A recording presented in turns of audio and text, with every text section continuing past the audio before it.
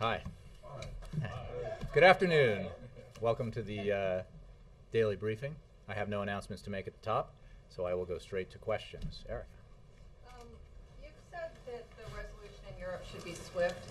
Does that mean that the president would oppose the referendum in Greece because it could delay the resolution? We have said, and I'll say again today, that Europe made some important decisions, and we look forward to further elaboration of those decisions and rapid implementation of them. The events in Greece that you reference only underscore the need for Europe to come together and to unite behind conclusive action that resolves this crisis. So we would anticipate that this will be a subject of discussion at the G20, to which the president departs this evening. And our goal is for there to be unanimity of purpose coming out of the G20, which is the preeminent forum, as this administration desired, the preeminent forum for these kinds of discussions about the global economy. And clearly Europe is a high priority right now.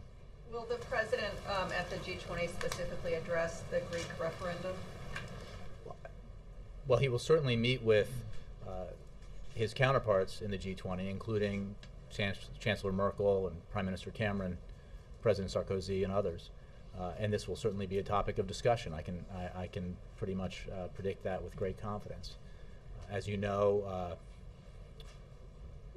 Chancellor Merkel and President Sarkozy are meeting with Mr. Papandreou today, and I don't want to get out ahead of any outcome of that meeting, but what I fully anticipate is that this will be a focus of the G20 meeting. Okay, and on the president's speech today, he referenced the House action yesterday on the In God We Trust motto and said, "I trust in God, but God wants to see us help ourselves by putting people back to work." I mean, isn't it a bit much to bring God into the jobs debate?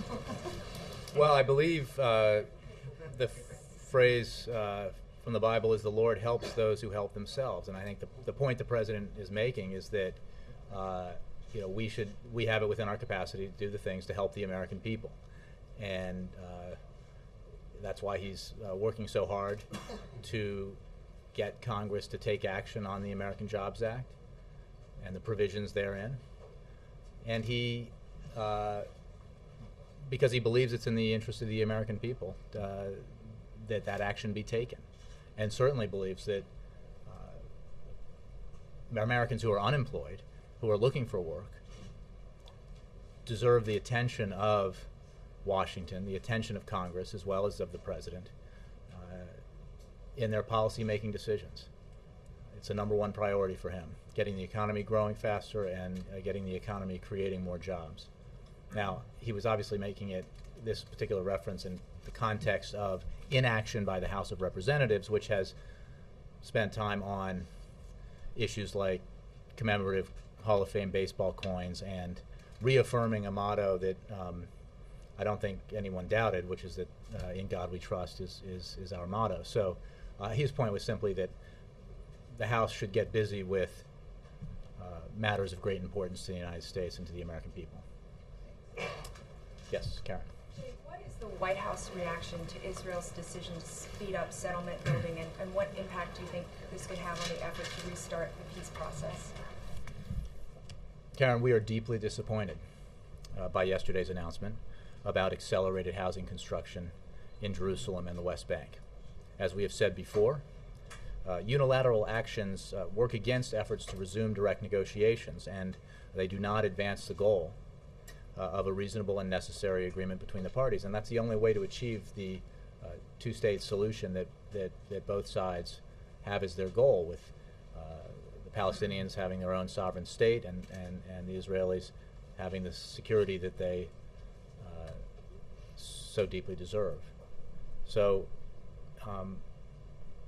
any action, as we have said all along, that either side takes that makes it harder rather than easier for the two parties to come together in direct negotiations is something that we oppose, that we think is that we are disappointed by.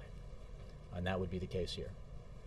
On Europe, does the president have to walk a fine line in some respects, in the sense that when Secretary Geithner went over to Europe a few weeks ago and seemed to be offering advice to the Europeans, the reaction among some was, we don't need your advice, don't tell us what to do. Does he have to sort of strike a balance there of being helpful, but not appear to be lecturing them or telling them how to get this done? I appreciate the question. We have said that this is a European problem, and that the Europeans have both the capacity to resolve it, the resources necessary to resolve it, and need to take conclusive action to do so. It is also the case that we have a certain amount of experience in making the hard decisions and mustering the political will to take the actions necessary to save our financial system, and in fact the global financial system, which is what happened in 2008 and 2009. So we have a role here to play because of our experience and knowledge, and of course the fact that we are the largest economy in the world, and we can bring to bear insight and experience in a way that really no other nation can. So, but there's no question that this is a problem that the Europeans need to solve, and that they can solve using the resources that they have at their available to them. Is that role that you talk about strictly one of advice? Is there anything the United States can or would offer at the G20 to help Greece and to help get a package actually underway? Well, the United States obviously has a great deal of influence because of who we are and the role we play in the global economy and globally in general. And I would not discount the significance of the experience that we have as in terms of its usefulness to the Europeans. Separately, on the second point, if you're referring to assistance, well, as I've just stated, the capacity exists. The Europeans have the resources necessary to deal with this, and they're both through the resources the Europeans have and the IMF. There is what we believe is the resources that are necessary for this to be dealt with. What remains to be done is the further elaboration and rapid implementation of the kinds of decisions that were made last week by European leaders. Anything on the dinner tonight that Vice President Biden is holding with Mr. Cantor? Could that be a well, if I working weren't session? flying to the G20 tonight, I might invite myself to come along. But the fact is, and I can't remember if we discussed this or not. If I did from the podium, Vice President and Congressman Cantor, I think fair to say, developed a close relationship during their prolonged negotiations earlier this year. You have to remember that, at least in the case of the Vice President, he was a senator for 36 years, and he began service in the Senate at a time where relations between members were, I think it's fair to say, much more collegial. And he remembers that time fondly, and he certainly believes that any restoration of that kind of collegial atmosphere serves a greater purpose. So my understanding is that this is something that the two gentlemen had wanted to do for some time, and they finally got it on the schedule. Let me move to Cheryl. Congress still has about 8 appropriations bills left to do. The CR runs out in about 2 weeks. Would you support a longer-term CR to get that done, get that work done? I don't have anything for you on that. We want to let Congress do its job. We're focused on creating jobs right now, and we're obviously engaged in that process, but I don't have anything specific to say about how Congress will fulfill its responsibility. Do you have anything specific to say about the work of the Super Committee in the wake of its public hearing yesterday, and in the wake of many outsiders who say that even $1.2 trillion isn't going to solve the problem? Well, the President definitely believes, Bill, that Congress can and should do more. When he put his proposals forward at the very beginning of this process, there was a reason that they amounted to such a significantly higher number in savings, deficit reduction, because he believes that that's the kind of figure you need to shoot for if you want to reach a solution to this problem in the near term, near and medium term. So, and that $3 trillion, $4 trillion goal that is manifested in the president's proposal, it reflects a similar belief that bipartisan commissions who've looked at this problem have reached. So what is also true is that Congress's mandate is to reach a certain threshold. The president's put forward his proposals. He certainly hopes that as the committee does its work, it takes into account what he believes is essential, which is that any outcome here needs to be balanced so that the burden of reducing our deficit is not borne by seniors or others in our society who are struggling, that everyone pays their fair share. So, we'll see how the committee carries on. Any guidance or push from here? Well, the guidance and push comes in the form of the very detailed proposal the president put forward. I mean, as I think I've said before, the solutions here are not that complicated. It's not. Are they talking, it takes political will. To members of the super Well, committee? we at different levels here in the White House discuss, actions in Congress all the time, but this is a congressionally created committee with congressional membership, no seats at the table for members of the administration. The president, at the beginning of the process, put forward very clearly his proposal, publicly did it, and hopes that the committee takes it up. Certainly, if they took it up and passed it and it emerged out of Congress as he wrote it, I guarantee you he'd sign it. But we'll have to see how Congress, and this committee in particular, fulfills its mandate. Let me go to the back there. Yes, in the yellow tie. Yes, could you address the attacks you've gotten from Speaker Boehner, Mitch McConnell, that the White House has been off, and the president been off campaigning and having all these campaign events instead of staying in Washington and digging down into the legislative process on these jobs bills on the super committee? As I've said many times before, the president is out talking to the American people, hearing from them and explaining to them his ideas for moving this country forward, growing the economy, creating jobs. One of the reasons he's doing it, and we're being very transparent about it, is because he understands that there is resistance among Republicans to actually addressing the number one priority, the need to grow the economy and create jobs, and that he doesn't think that Republicans will listen to him if they stands in a room and tells them how important it is to do this, but he does think that they might listen to their own constituents.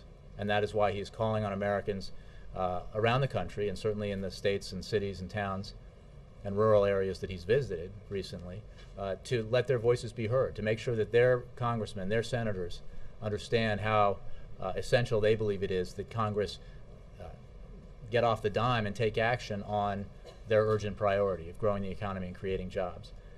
As I've said before, the Republicans may refer to this as campaigning.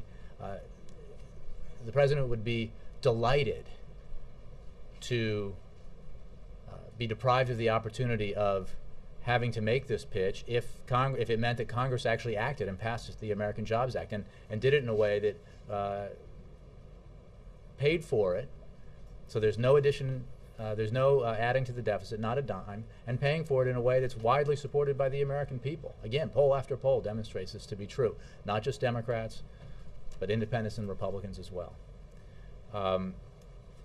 There's not a lot of complexity here.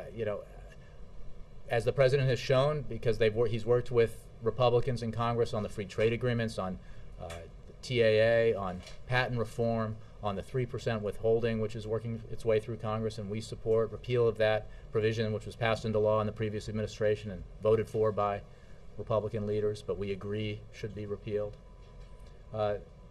where we can find common ground and work together, the president is very eager to do so, especially where it has a positive impact on growth and jobs. But there is clear and obvious resistance in the Senate so far, because that's where the votes have taken place, to the kind of common sense, middle-of-the-road solutions to our economic challenges that have been supported by Republicans in the past. One of the reasons that they put forward for opposing them, even though they're the kinds of things they've supported in the past, is because they don't think millionaires and billionaires in this country should pay a little extra so that our economy can grow and more Americans can go back to work. Now, that's a position that they can take. It just happens not to be supported by a broad majority of Americans, and I suspect not supported by a majority of the constituents that members of the Republican Party represent. So that's the debate we're having, and the president is taking that debate out into the country on these trips and discussing it with, or presenting his ideas to Americans in a variety of ways, including through the regional television interviews he did from here yesterday, because he feels so passionately that that's the right thing to do. So we hope that as we move along, the Senate, as you know, is going to put forward and vote on the provision from the Jobs Act on infrastructure.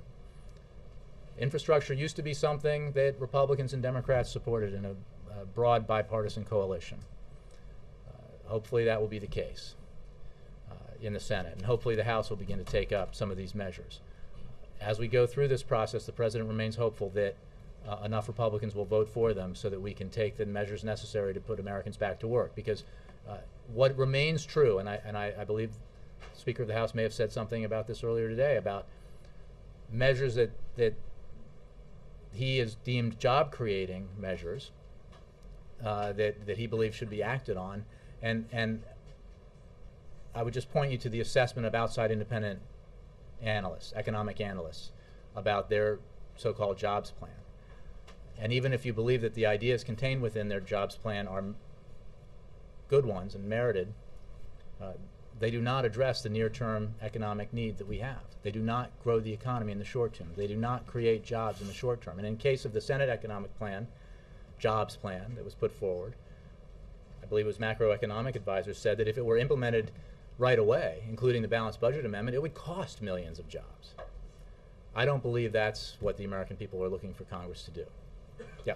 So the president has been meeting with Democratic leaders yesterday and today. He hasn't brought the Republican leadership up here. He hasn't called for example, a jobs summit, which Lindsey Graham said would be a great idea. Why not engage the Republicans more directly instead of just, going out and holding campaign events and throwing up bills that everybody knows this infrastructure bill is going to die in the Senate tomorrow? Well, look, I've said before, the president has in the past, I think, as you know, I assume you as well as many others in here know, met with Republican leaders at great length and on many occasions this year, and I'm sure he will continue to do so in the coming months and years of his presidency. The fact of the matter is, this is, again, he constructed the Jobs Act and made sure it was filled with provisions that had historically garnered Republican support because he wanted it to pass. I don't think there's a constituency much larger than the population of this room who would support the idea that what America needs right now is for another meeting to be held in the cabinet room when the solutions to our problems are so clear. And I'm not precluding further meetings on important issues because there will be, but when it comes to job creation, again, it's just not that complicated. If you want to grow the economy in the short term, you want to take measures and you want to do it in a way that's paid for, it doesn't add to the deficit, the American Jobs Act is the answer. Provisions ideas that Republicans or others in Congress have that answer the mail with regard to near-term economic growth and job creation, this president is very eager to look at and consider, as long as they're paid for and as long as they're paid for in a way that's fair. Yes, Ed? When you were saying the Republican plan does not create jobs in the short term, God has not issued a verdict on the jobs bill yet, as far as we know, but the Congressional Budget Office has. And Republicans like to point out that on the infrastructure piece that's being debated in the Senate now, CBO says that the majority of the projects would be spent out in 2017. And so when the president goes to the Key Bridge today and says, you got to pass this so we can act now, isn't this in fact something that's going to take a few years to create jobs on? Well, I believe, I'm not sure about the CBO report and if that's referring to the infrastructure portion of the Jobs Act or the broader infrastructure surface transportation bill, but because the infrastructure portion of the Jobs Act is targeted for projects that can be implemented in the short term. Now, there's no question that they extend it. Will jobs be created because of the Jobs Act if it's passed beyond 2012? Yes, indeed, and we think that's a good thing too. And I think, as the president mentioned today at Key Bridge, if the infrastructure bill were passed out of the Senate, out of the House, and signed into law, that it would allow that project to be sped up and begin creating jobs in 2013. Again, it's the purpose of the Jobs Act is to have the most immediate near-term impact, and near-term certainly means both 2012 and 2013, but also positive job impact in the future. But again, the concentration is in the near term. The G20, just to push it one step further, the questions you got before, we were trying to walk a balance here. There's a narrative that's developing, it might be a wrong narrative, but that China's got a lot more clout going to the table at G20. They have an open checkbook. And that the president is kind of going empty-handed, because you were talking before about you can bring experience to the table from the 2008 crisis, but that you don't, the U.S. doesn't have the money right now to go in and help with a bailout. So is the president going from a position of weakness? Well, absolutely not. The United States is still the largest economy in the world. It is still the most powerful nation in terms of its alliances, and its influence around the world. And that influence comes in a variety of ways, including the wealth of experience that we have. So I would not discount the importance of that with regard to this. Look, the focus here is not on whether or not the Chinese involve themselves financially. I mean, that really is a sideshow to the focus here. The focus here is a European problem that requires a European solution, for which the Europeans have the resources and capacity necessary, and that requires the kind of political will that would allow for the rapid implementation of the necessary solutions. We have some experience with making tough decisions in the face of financial and economic instability, and I think that experience is valuable to those having to make these decisions in Europe. The last thing is, you framed the jobs debate moving forward into 2012. In one of the interviews, the regional interviews the president did yesterday, he said the American people are better off because of his policies, because he prevented a lot of worse things that could have happened. Mm-hmm. You've said that before. October 3rd, though, I think it was in the ABC interview, he was asked that directly, and he said the American people are not better off. Well, so he was asked, are they better off than they were 4 years ago? Okay? 4 years ago is the summer of, or the late summer, early fall of 2007, before the economy collapsed, before the financial crisis. So I think it is a statement of fact that unemployment wasn't as high, that the economy hadn't begun to contract. What is also true is that when this president took office in January of 2009, the economy was in free fall. We had contracted. The economy shrank, as we know now, by almost 9% in the fourth quarter of 2008, the final quarter of President Bush's time in office.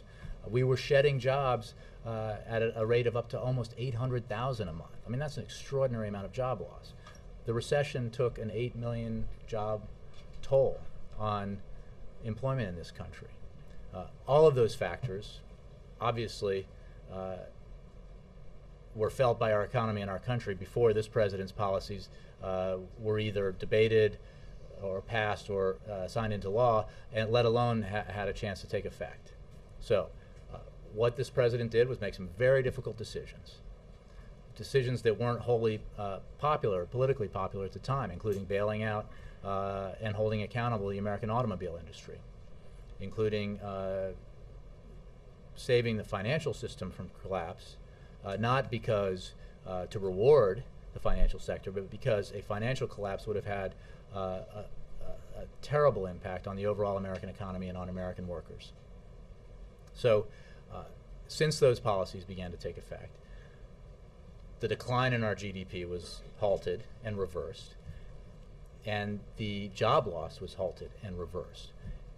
It has not been nearly enough, but it is simply a matter of fact, according to the statistics provided by the BLS, that we have now created over or close to 2.5 million private sector jobs in the last however many months.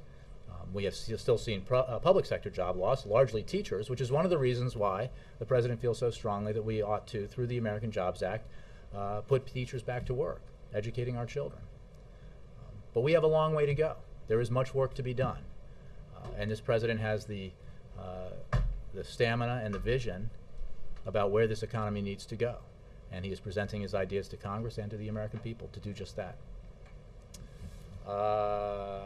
Voice of America. Jay, there's been a more than usual amount of buzz in the Israeli press about the Iran nuclear issue. You probably saw the reports about, decisions or discussion or debate that took place or didn't take place or whatever in the Israeli cabinet. Can you give us a sense of what the degree of concern here is about a potential unilateral strike by Israel? Has there been an assurance, has the president received an assurance that this wouldn't happen? When's the last time he spoke to Prime Minister Netanyahu? There's also been an Israeli missile test today. There were some Israeli drills with NATO and Italy. So all this is coming together, and it's raising some big questions. Let me go to the start of your question, which referred to buzz, rumors, decisions that may or may not have been made, debates that may or may not have been had. I'm not going to respond to that kind of speculation. We are very focused on the threat that Iran poses and the fact that Iran has not upheld its responsibilities with regards to international commitments, specifically its nuclear program. And we are very focused on that, and we have, through the actions that we've taken, this administration has taken, have isolated Iran through sanctions and other actions, to the point where I believe the president of Iran himself recently conceded that those sanctions are having a dramatic negative impact on their economy. We remain focused on a diplomatic channel here, a diplomatic course in terms of dealing with Iran. Has the president spoken to Netanyahu lately? Not that I'm aware of in recent days. Obviously, they met at the UN, but I have no conversations to report in recent days. A quick follow-up, if I could, on the Iran Threat Reduction Act that the House Foreign Affairs Committee took action on. What's the administration position on that legislation as it moves through? You know what? I don't have a position to enunciate. I haven't seen it yet. Dan, and then Stephen. Just to follow on the question from Erica, the president invoking God. A House Republican aide said that the baseball and In God We Trust were procedural matters that took less than 20 minutes or so. And again, this person pointing out that they have these 20 bills that they've passed that will create The number jobs. keeps increasing. I thought it was 15. 15 to 20 is the number. But is that a fair jab from the president? I think the other day when they were dealing with the commemorative coin bill, I might have read, or I think I read the agenda for the day, which was quite anemic, and included that. And whether it took 20 minutes or not, the fact is they were out of town by 3 p.m. The point the president is making broadly is that, I mean, if not for the president's insistence on pushing the American Jobs Act, would we be having a debate about jobs in the economy right now in Washington, or would Congress be, or the Republicans in Congress be so divorced from the reality that Americans are encountering every day that they would be debating matters wholly unrelated to the primary concerns of the American people? I think that's possible. I mean, I know the Democrats would be out there pushing this, and certainly the president is. His point merely is that the House of Representatives hasn't even voted on the American Jobs Act, refuses to put forward provisions of the American Jobs Act thus far. And while they can talk about their 15, 20, 50, for all I know, I believe it's 15 measures that they call job producers, don't take my word for it. Ask economists about whether they will have an impact, a positive impact on the economy or job creation in the near term. They could argue that the long-term reforms will have impacts, deregulation, cutting taxes, cutting waste, cutting spending, cutting regulations, you know, that maybe that is the answer, although we've seen that movie before. And it led in part to the economic crisis we were just talking about. But even if that's the right policy, and we dispute much of that, it won't have a positive impact even by their own measure or the outside economist measure or judgment in the next couple of years. Well, I don't think the American people can wait. I don't think at 9.1% unemployment they expect Congress to be dealing with matters only that will have a positive effect on their lives in 2014, if at all. So, yeah, I think it's a fair jab, if I do say so myself. Another question on Europe. Is it possible for the U.S. economy to have a sustained, healthy recovery if the European situation is not stabilized? Well, we are the largest and most powerful economy in the world. There's that fact.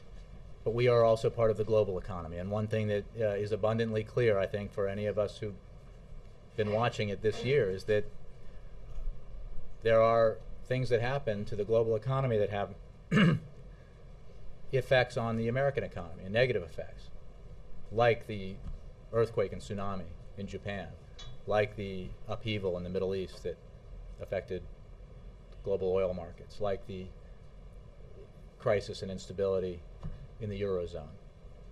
That's just a reality that this country and every country has to deal with. Now, we have tremendous capacities and resources of our own. We also have the ability to take care of the things that we can control. The ability to take the measures necessary, even the tough political measures necessary, to reverse catastrophic economic contraction that we were faced with in early 2009, to reverse the massive job loss that we were faced with in early 2009, to prevent the collapse of the financial sector, to make a very difficult, bold decision to save the American automobile industry, to save the more than 1 million jobs affiliated with that industry, because this president didn't believe that we should just cede that industry to our global competitors in the 21st century and just accept the fact that we're going to buy cars for the rest of eternity from the rest of the world. In the present tense, that means that we should do the things that we can control. We should take action to grow our economy, create jobs, and take action to address our medium and long-term deficit and debt challenge. The president has put forward plans for both of those. As of yet, the Republicans have yet to put forward a plan to deal with our near-term challenges. But I guess what I'm asking, even with all of that... That didn't answer your question? Well, I'm going back to what I said initially, though. Even with all of that, if the European situation is not stabilized, won't it continue to be a drag on any kind of recovery? There are all sorts of headwinds that exist or could potentially exist for the American economy, which is why we have to take the measures we can to strengthen it so that we can power through the challenges that exist out there. Now, it's very important that the Europeans take the conclusive action that's necessary to deal with this crisis, obviously for their own sake, but our interest is not entirely altruistic. It's also because we are a very important part of the global economy and it affects our economy. So, but we need to take the action that we can control to strengthen our economy, put our people back to work. 1 second, go ahead. Yeah. Jay, earlier you were talking about the meeting with Vice President and the local majority leader, and you hearken back, as we often hear in Washington, the days when Republicans and Democrats would go out and have a drink and everybody got along, and sure, they'd fight it out on the floor, but it was much more civil back then. Do I take from that that what the upshot of what this dinner tonight could be more cooperation between the majority leader's office? It sounds more transactional, whereas Cantor's office is saying it's a completely social visit. No. It is a social visit. They're friends. They have a good relationship. I've spoken with the vice president about this, and they developed a good relationship during the course of their many negotiations. So it's a social visit. It's hard to imagine they won't talk some business, but maybe they'll talk sports. I don't know. But the point is that kind of atmosphere, which where the communications aren't solely held through either negotiations over policy or in back and forths on cable shows, has in the past, in our history, been conducive to more cooperation on the issues that Americans most care about. I don't think anybody is holding out hope that one dinner is going to change the atmosphere in Washington, but I think it is important to remember that we're all humans here. We're all, everybody is son or a daughter or a mother or father or brother or sister, you know, that they're here to elected by, in terms of the elected officials, that they're sent here by their constituents to do the work that their constituents want it done, and hopefully they're mindful of that as they press on with the business of the day. But yes, it's a social meeting. Another thing you often hear in town is that given the option to kick the can down the road, Congress will kick the can down the road. Now, November 23rd is the deadline to avoid the triggers, but the triggers themselves don't kick in until 2013, is my understanding. So is the real deadline 2013? I mean, they have all next year to straighten this thing out. The defense budget and Medicare don't get cut until after the election. I mean, you described the mechanisms that are in place Right. through the legislation. That's the deadline. The November 23rd really isn't the deadline. Well, it is a deadline for the committee to report, and my understanding is if it doesn't, then Sequestration they or have failed. triggers or whatever you call it doesn't Right, kick go in in for a year. Well, I think they kick in, but they don't begin to take effect for a year. Now, you're asking me, will Congress, if this were to come to pass, and how Congress would react next year? You know, I would hesitate to speculate on that. I think that as we've seen, discussed by, I believe, members of both parties, the sequestration part of this is onerous enough to hopefully compel Congress to act. And that was the purpose of it, so that it wasn't an acceptable outcome, and that therefore Congress would do the right thing and make some hard political choices and come up with a balanced approach to deficit and debt reduction that could clear Congress and be signed by the President. So hopefully they'll do that. Stephen. The Arab League says that Syria has now accepted its plan to end violence in full. Has this been communicated to the White House?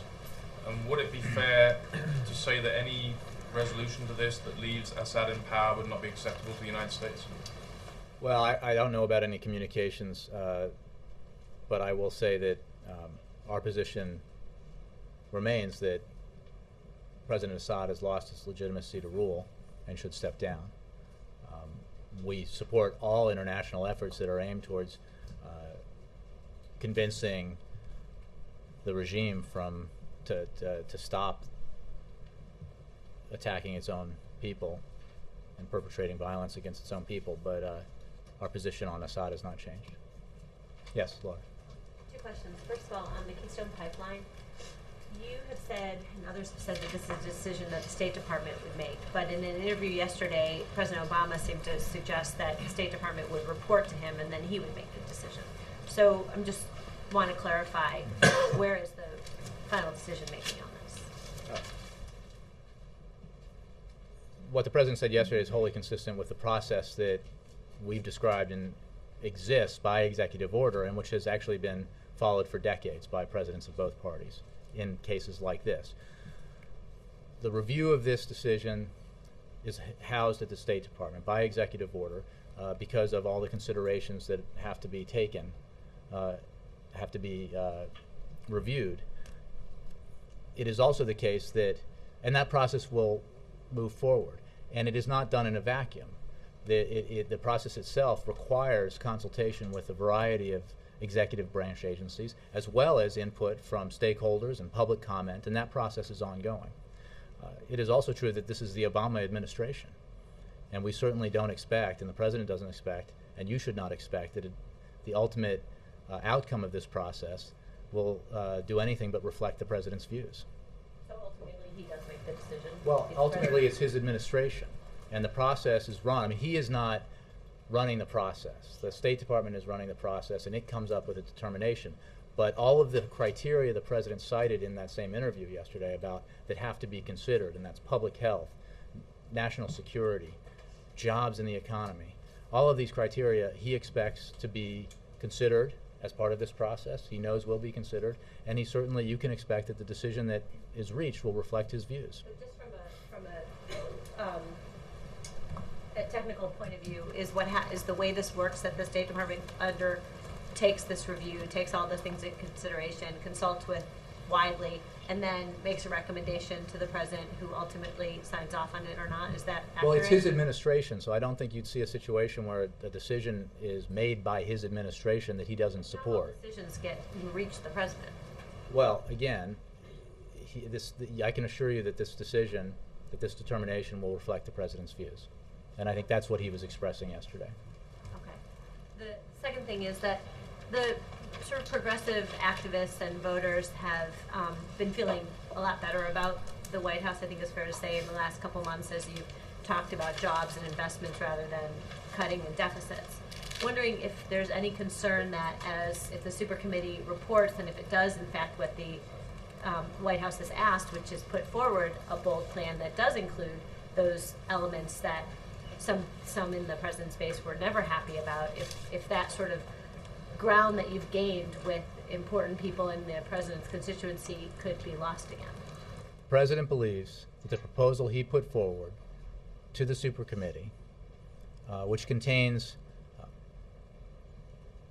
entitlement reforms as well as revenue increases and other forms of deficit reduction, is the right way to go. Are there political challenges contained within an approach like that? Absolutely, for both parties. But that is the point about balance here. And so if the super committee were to take up his recommendations, he would be very glad indeed, and he would sign it. Carrie, and then Mark. Super committee question. Can you explain why the White House has taken more of a hands-off approach to this process versus over the summer? Just what is the thinking about I know you're getting briefings, I know you talk to members, but it's not that kind of intense involvement we've seen in the past. Well, I appreciate the question. The circumstances are quite different. There wasn't a process that existed in the summer, as there exists now, congressionally, mandated by law, set up by Congress, consisting of members of Congress and a special committee.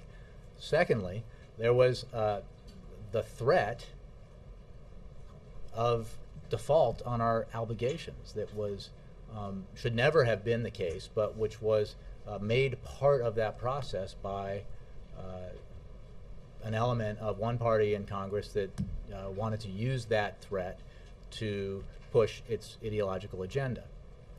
The president took the seriousness of that threat. I took that threat very seriously, and it was absolutely his responsibility to ensure that we did not default for the first time in our history on our obligations. This is a different situation. That threat has been removed thanks to the president's insistence. And is that the weather you have there on that iPhone? Sorry. Very, it says it's 57 degrees outside. Sorry. New glasses, right? I can see.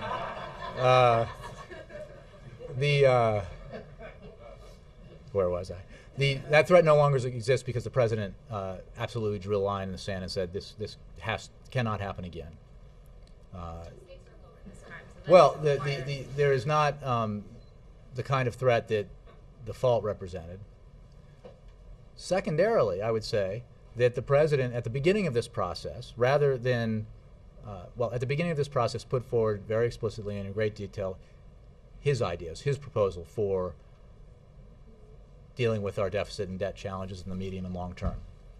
And as you know, in the process that was conducted this summer, there were, a variety of different mechanisms at work, but one of them included very quiet negotiations with the Speaker of the House, where, much to the frustration of some, plans were not made public, proposals were not put on the table, accusations were leveled that their president didn't have a plan, even though there were stacks of paper involved in the negotiations that represented very much what the Speaker of the House and the president were discussing, in the hopes of reaching what was called at the time a grand bargain, which would require the kind of quiet negotiation so that both the Speaker of the House and the President of the United States could walk out of the room together and say, this is where we have to go, it's hard for both of our parties, but it's the right thing to do. The President very much believed that that was worth trying for.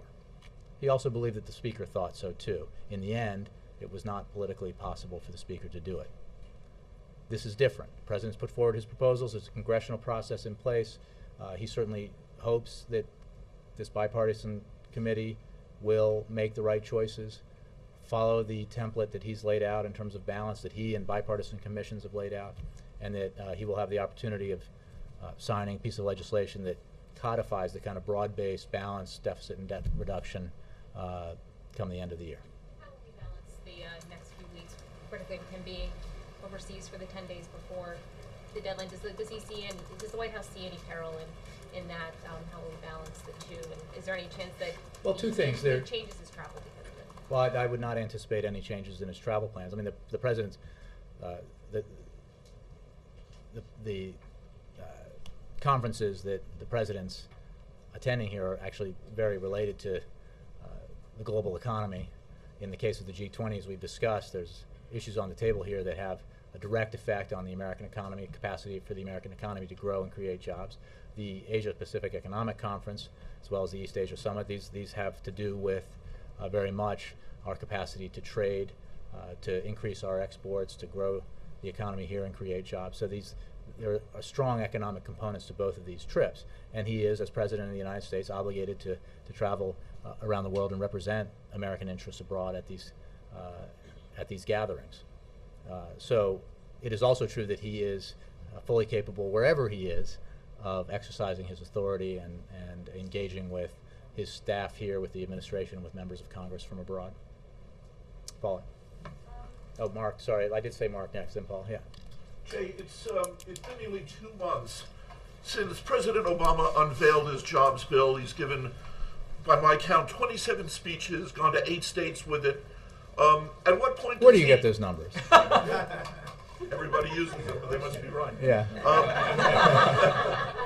At what point does the president acknowledge that he's got a stalemate that he's dealing with, and it's time to try something else, or reach out to work out a deal that doesn't yet exist? Well, he'll never acknowledge that more cannot be done or should not be done by Congress on jobs in the economy. Never. He will continue to press Congress to take up the provisions of the American Jobs Act in the Senate, as Senator Reid has said the Senate will, and hope and pray that, referring again to the Almighty, that the House will feel pressure enough from its constituents that the House Republicans will do the same. Now, I do not believe, or I find it hard to believe, we find it hard to believe, that Congress will do nothing before the end of the year on the Jobs Act, and specifically on provisions that would help the economy grow, put money in Americans' pockets. It would defy all of my years of experience covering and now working in this field, given where the public is. So I certainly would be surprised if the Republicans in Congress followed the lead of some Republican presidential contenders and decided that extending the payroll tax is not the right thing to do. That would mean a tax hike on every American who gets a paycheck next year. As a purely political consideration, I think that would be a very bad idea on their part. I'd be surprised if they went there. So we'll see where this ends up. The president will not rest until he believes every American who's looking for a job can find one, that the economy is growing sufficiently, and that our economic foundation is strong enough to allow us to compete and win the 21st century the way we won the 20th. Paul. The deficit reduction plan the president put forward, you noted is in the same range as Erskine Bowles and Rivlin and Domenici, but they're arguing that if you don't do one to that scale, that you basically will have dire economic consequences, not unlike what you're facing back in August. So does the president share that view? Well, all the more reason for Congress to act. Well, but if it is that dire economic consequence, why wouldn't the president insert himself into this like he did back in August? He has. What I love is when he was having these secret negotiations that we weren't talking about with John Boehner, everybody was asking me, why isn't the president inserting himself, right? Where's his plan?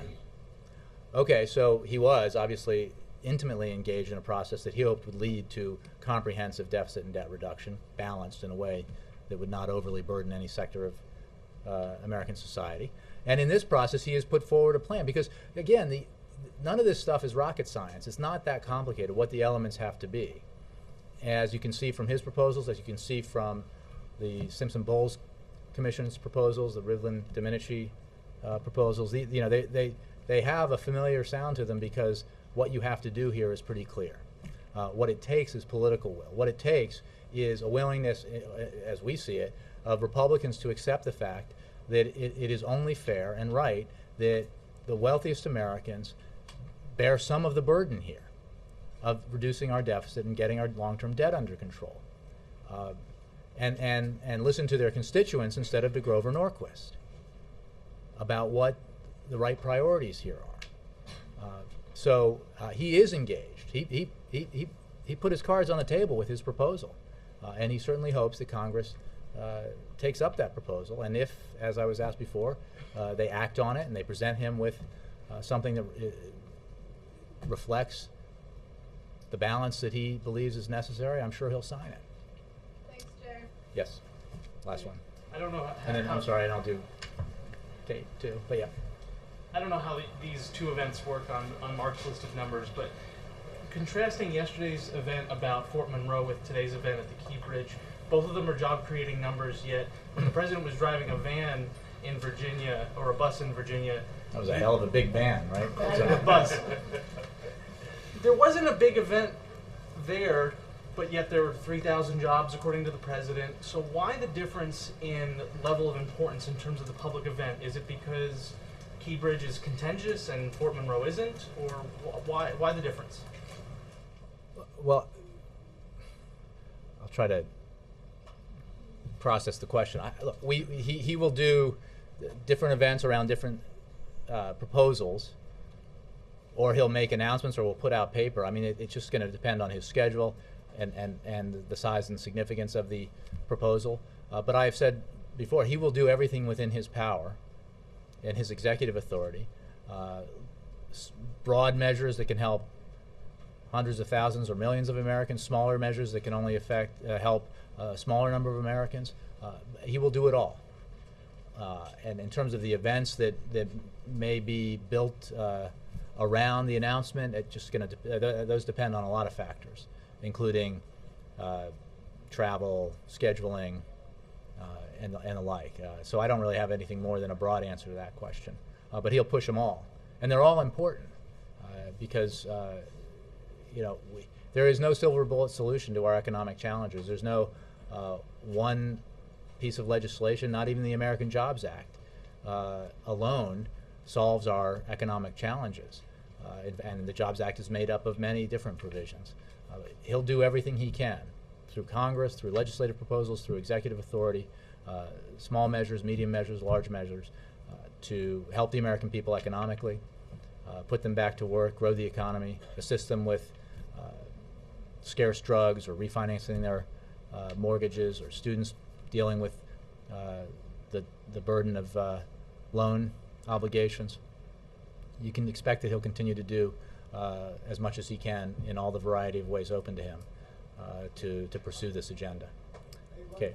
Just to go back to Keystone, so we can expect that the decision's going to come out of the State Department, but it will reflect it actually getting to the president's desk and him looking at it. And then also in the Nebraska interview yesterday, he said that jobs created by the Keystone oil pipeline wouldn't be worth the health and safety consequences if there was a spill that would contaminate the water supplies.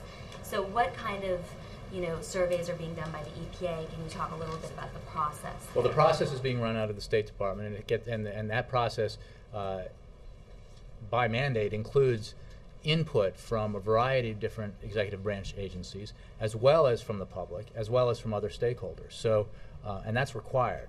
So this is not something that the State Department is doing in a vacuum at all. It reflects the input of experts from across the administration and stakeholders and folks in the public who are interested and have views on this across the country. So all of those factors will go into the review that the State Department is undertaking. As for the process, I mean, the timing of it, I refer you to the State Department. As I just said before, I'll just reiterate, this is the President's administration. The State Department is part of the Obama administration, and you can expect that the ultimate outcome of this process will reflect the President's views. Thanks very much.